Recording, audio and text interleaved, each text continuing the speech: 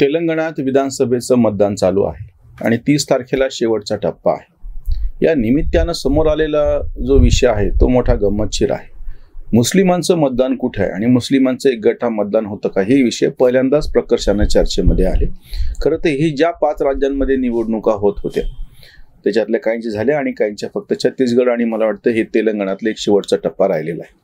या राज्यामध्ये तशा अर्थाने मुस्लिम मतदान हे फारसं मोठ्या संख्येनं नव्हतं। अगदी ज्या तेलंगणाची चर्चा चालू आहे त्याही ठिकाणी 9-10% काहीतरी सगळे म्हणून मुस्लिम लोकसंख्या आहे। त्यातल्या त्यात सगळ्यात जास्त तिथेच आहे। त्याच्यातही ती कॉन्सन्ट्रेटेड म्हणजे हैदराबाद शहरातला किंवा सिकंदराबाद या जोड शहरात लागूनच फक्त काही ती संख्या आहे।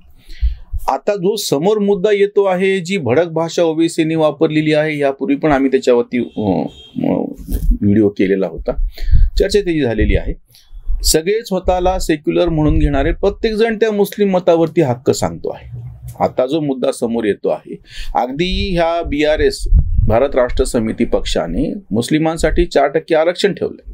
ते आरक्षणाला सुप्रीम कोर्टामध्ये त्याचं काय वाजायचं ते नंतर पुढे होईल। धार्मिक आधारावरती आरक्षण ठेवता येत नाही आपल्या घटनेत सांगितलेलं आहे, पण त्या सरकारने 4% आरक्षण त्या ठिकाणी दिलं फक्त मुस्लिमांच्यासाठी म्हणून। एक IT पार्क काढलेला आहे मुस्लिम तरुणांच्यासाठी म्हणून। म्हणजे असं अजून बऱ्याच गोष्टी त्याच्यामध्ये अशा ज्याला लांगुल चालन आपण म्हणतो, अपीजमेंट असा शब्द आहे इंग्रजीतला, मुस्लिमांच्यासाठी हे BRSनी चालवलेलं होतं। MIM तर हा पक्ष असा आहे की संपूर्ण भारतभर म्हणजे त्यांची संख्या अगदी छटाकभर सुद्धा नाही। आपल्याकडे पासंग म्हणतात की 2 मोठे मोठे जे तराजूचे तागडे समतोल करण्यासाठी काहीतरी बारीक असं वजन ठेव, तेवढं सुद्धा पासंगा इतकी सुद्धा ज्यांची संख्येच्या दृष्टीनं ताकद नाही अशाही पक्षाला फार मोठ्या प्रमाणामध्ये माध्यमांनी म्हणजे जागा दिलेली होती। कुठल्याही चर्चेमध्ये बघा एक कुणीतरी MIMचा प्रवक्ता तिथं बसलेला असतो। कशासाठी?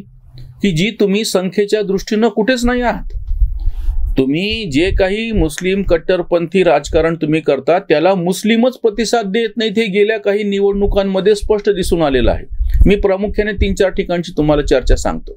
सगळ्यात मोठं राज्य म्हणजे उत्तर प्रदेश, ज्या ठिकाणी 80 लोकसभेची जागा आहेत। त्याच्यानंतरचं नंबर 2चं राज्य महाराष्ट्र, त्याच्यानंतर नंबर 3चं राज्य पश्चिम बंगाल जिथे 42 जागा आहेत आणि बिहार जिथे 40 जागा आहेत, तमिळनाडू 39 जागा आहेत। ही मोठी मोठी राज्य। या राज्यांमध्ये एक MIMचा खासदार इथून महाराष्ट्रातून निवडून आला, त्याच्यातला खरं तर स्थानिक राजकारणाचा विषय होता आणि त्याच्यामुळे फार मोठ्या प्रमाणात त्याची चर्चा सुरू झाली।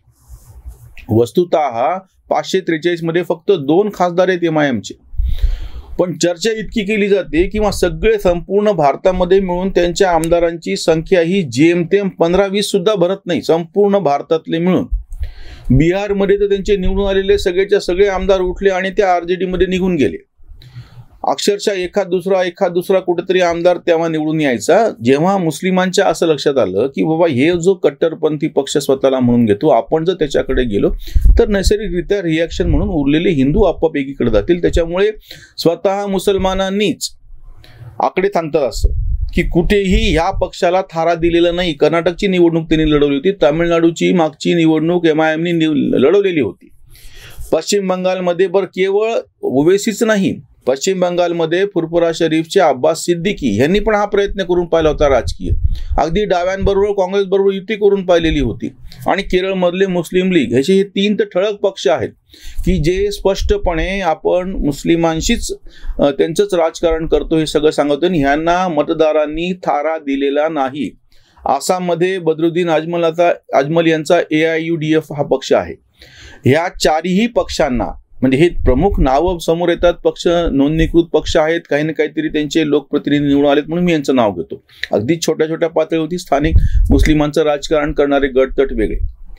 म्हणजे आसाममध्ये बद्रुद्दीन अजमल असो, पश्चिम बंगालमध्ये अब्बास सिद्दीकी असो, तेलंगणामध्ये ओवेसी असो किंवा केरळमधला मुस्लिम लीग असो, GM बनातवाला त्याचे नेते होते, आता बाकीचे लोक आहेत। हे 4ही स्वतःला कट्टरपंथी मुस्लिमांचे कैवारी म्हणून घेणारे किंवा म्हणताना काही सेक्युलर नाव घेऊ पण प्रत्यक्षामध्ये असणारे, यांना मतदारांनी कुठलाही थारा गेल्या 9-9.5 वर्षात दिलेला नाही। त्याचं सरळ एक व्यावहारिक कारण असं आहे की जर तुम्ही अशा पद्धतीच्या पक्षांना जर थारा दिला तर त्याची प्रतिक्रिया म्हणून मोठ्या प्रमाणामध्ये हिंदू मतं दुसरीकडे निघून जातील किंवा हे ज्या भाजपच्या नावानं खडे फोडतात सेक्युलर पक्ष, मुस्लिम फोडतात की नाही तो मुद्दाच नाही, सर्वसामान्य मतदार हे असं काहीच म्हणत नाहीत. कुठलाही सर्वसामान्य मतदार हा व्यावहारिक पातळीवरती त्याला जो पक्ष सत्ता योग्य पद्धतीनं म्हणण्याच्या पेक्षा किमान राबवू शकतो, किमान काम करू शकतो, तो पर्याय निवडतात. तुम्ही कोणाशी, आम्हीच फक्त हा मुद्दा वेगळा मांडत आहोत, कोणीही मांडायला तयार नाही. आघाडी वगैरे ह्या गोष्टी मतदाराच्या दृष्टीनं काहीही किंमत त्यांना नाही. कुठलाही पक्ष, 7-8 समोर पक्ष आहे, त्याच्यातला जो व्यावहारिक पर्याय त्यांना वाटतो तो ते निवडतात. त्यांनी आपसामध्ये बाकीच्या पक्षांनी युती केली का, नाही केली का, सेक्युलर कोण आहे, नॉन सेक्युलर कोण आहे, हिंदुत्ववादी कोण आहे, भगवं कोण आहे, हिरवं कोण आहे, निळं कोण आहे, या गोष्टी फक्त आणि फक्त हे राजकीय पक्ष स्वतःच्या सोयीसाठी, त्याच्यानंतर त्यांना पाठिंबा देणारे सो कॉल्ड सतत जे लिब्रांडू विचारवंत पत्रकार डावे वगैरे ते स्वतःच्या सोयीसाठी करतात. प्रत्यक्षामध्ये मी परत 2017च्या उत्तर प्रदेशच्या विधानसभेच्या निवडणुकीचं उदाहरण देतो. 2014 सगळ्यांना अपवाद वाटत होता, मोदीची लाट वाटत होता, पण ज्या 17 साली विधानसभेच्या निवडणुकीमध्ये उत्तर प्रदेशमध्ये मोठ्या प्रमाणात फक्त हिंदू मुस्लिमच नाही, हिंदू मधल्या मागास जाती, अति मागास, पिछडे, अति पिछडे, दलित, अतिदलित, महादलित हे सगळे समीकरण तोडून टाकले लोकांनी. उत्तर प्रदेशचं हा सगळा ढळढळीत उदाहरण होतं 2017 मधलं, की ही डोळ्यात अंजन घातलं गेलं होतं सगळ्या तथाकथित सो कॉल्ड सेक्युलर पक्षांच्या. भाजपचा तिथे विजय झाला म्हणून इतका सोपा विषय नव्हता तो. त्यामुळे हे जे सगळं तुम्ही मतांचे गठ्ठे करून ठेवले होते, वोट बँक पॉलिटिक्स जे होतं, ही गोष्ट ध्वस्त करून टाकली. त्याच्यामुळे दलित गटांचं राजकारण आणि मुस्लिम गटांचं राजकारण ह्या नावाखाली म्हणून काँग्रेस सारखे जे सेक्युलर पक्ष स्वतःला म्हणून घेत होते ते राजकारण करत होते, ते या मतदारांनी पूर्णपणे फोडून टाकलं. बरं, इतकंच नाही, केवळ पराभव केला म्हणून मी असं बोलतोय असं नाही. कर्नाटकामध्ये काँग्रेसला विजय देताना पण हाच मेसेज या पक्षांनी दिलेला आहे.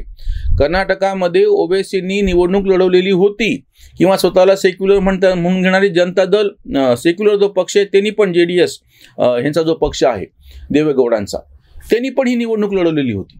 म्हणजे तुम्ही एक लक्षात घ्या, स्वतःला धर्मनिरपेक्ष म्हणून घेणारे त्यांनाही तशा अर्थाने मुस्लिम मतदारांनी थारा दिलेला नाही. मुस्लिम मतदार हे तथाकथित जो कुठला व्यावहारिक पातळीवरती त्यांचं काम करू शकणारा किंवा राज्यकारभार चालू शकणारा मध्यममार्गी पक्ष आहे, त्याच पक्षाला निवडत आलेला आहे, लक्षात घ्या. आणि आता ट्रिपल तलाकच्या निमित्तानं फार मोठ्या प्रमाणामध्ये मुस्लिम स्त्रियांचं मतदान हे भाजपकडे गेल्याचं, किंवा पसपन्ना मुस्लिम असो, अहमदिया असो, बोहरा असो, कच्छी असो, ह्या सगळ्या मुसलमानांचं मतदार काँग्रेसकडे गेल्याचं सांगण्यात येत आहे, भाजपकडे गेल्याचं दिसून येत आहे. तुम्ही एक लक्षात घ्या, जे कोणी वोट बँक पॉलिटिक्स या नावाखाली मुस्लिमांचं मतदान एक गठ्ठा होतं, हा जो भ्रम खूप दिवसापासून पाळल्या गेला होता, ज्यामध्ये फक्त अंशतः सत्य असेल, अर्ध सत्य असेल, पूर्ण सत्य नाही. जर समजा कोणी असं मानत असेल की हिंदू मुस्लिम तेढ आहे आणि म्हणून मुसलमान मतदान सगळं एक गठ्ठा एकीकडे जात असेल, तर आपोआपच प्रतिक्रिया म्हणून उरलेलं मतदान इकडे जाईल ना. मग तुम्हाला हे पण मान्य करावं लागेल, जे कोणी आतापर्यंत मुस्लिम वोट बँक आहे आणि ती ठराविक पक्षालाच, ठराविक नेत्यालाच मतदान करते असं जर म्हणत असतील, असं मानत असतील, आणि आकडे म्हणजे कोणाला विजय मिळाला की ताबडतोब त्या पद्धतीनं वेगळं नॅरेशन सेट केलं जातं. म्हणजे विजयाला खूप बाप असतात पण पराजय अनाथ असतो असं म्हणतात, तशातला प्रकार येतो.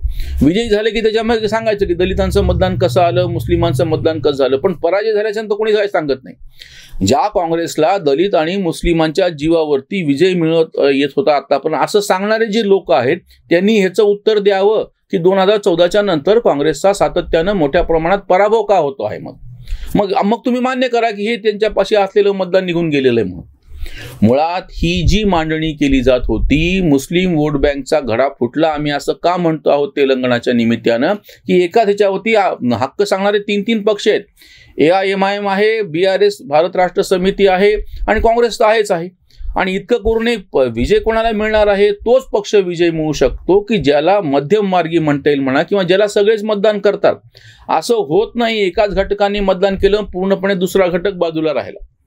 ह्याच्यावरची ही उसंतवाणी, मुस्लिमांचं जे लांगुल चालन केले जातं त्याच्या संदर्भात, भडक भाषा ही ऐका ओवेसीची कुणा फायद्याची ओळख हाते, राजकारण हे मुस्लिम मतांचे बोलती हे वाचे त्याच भावे, पोलिसांशी चाले असभ्य वर्तन वाकुडे नर्तन सत्तेसाठी, लोकशाहीवर नाहीच विश्वास शरीयत खास प्यारी लागे, झाला जागरूक मतदार आता नाही ऐके बाता कुणाच्याही, सक्षमन वाटे राबविण्या सत्ता, काटे त्याचा पत्ता मतदार. कांत ओको कुणी कितीही गरळ, जनता सरळ करी त्याला. नेत्यांनी काही बडबड करो, कितीही पद्धतीचं जातीवादी आणि धार्मिक त्यांचं वक्तव्य असो, लोकांनी तेव्हा तेव्हा नेहमीच तो पर्याय निवडलेला आहे, तो त्यांना सक्षम वाटलेला राज्यकारभार करण्यासाठी. आणि जर आपली चूक झाली असं वाटलं तर जनतेनं पुढच्या वेळेस तो निर्णय बदललेला आहे. परत एकदा उत्तर प्रदेशचं उदाहरण देतो. मायावतींच्या पक्षाला जो दलित चेहरा म्हणून सांगत होते त्यांना पूर्णपणे बहुमत देणारा उत्तर प्रदेश. त्याच्यानंतर समाजवादी पक्ष, त्यांनाही पूर्णपणे बहुमत देणारा तिथला मतदार त्या पक्षाला, समाजवादी पक्षाला. त्याच्यानंतर भारतीय जनता पक्षाला 2017 मध्ये एकदाच नाही दोनदा पूर्णपणे बहुमत देणारा मतदार. या मतदारांनी हे सांगून दिलेलं आहे, तुम्ही दलित असा, तुम्ही मुस्लिमांचे कैवारी असा की हिंदूंचे कैवारी असा, तुम्ही जोपर्यंत सक्षमपणे सत्ता राबवण्यासाठी पात्र आहात हे त्याला पटत नाही तोपर्यंत तुम्हाला मतदान करणार नाही. एकदा पटल्याच्या नंतर तो बाकीचं काही न ऐकता, मागच्या वेळेस पण मतदान केलं होतं योगींना आणि यावेळेस केलेलं आहे. 2014लाही मोदींना मतदान केलं होतं सर्वसामान्य नागरिकांनी मोठ्या प्रमाणात. 2019ला पण केले. त्यांची प्रतिमा तुम्ही हिंदुत्ववादी म्हणा, हिटलर म्हणा, चौकीदार चोर आहे म्हणा, तुम्हाला काय म्हणायचं ते म्हणा.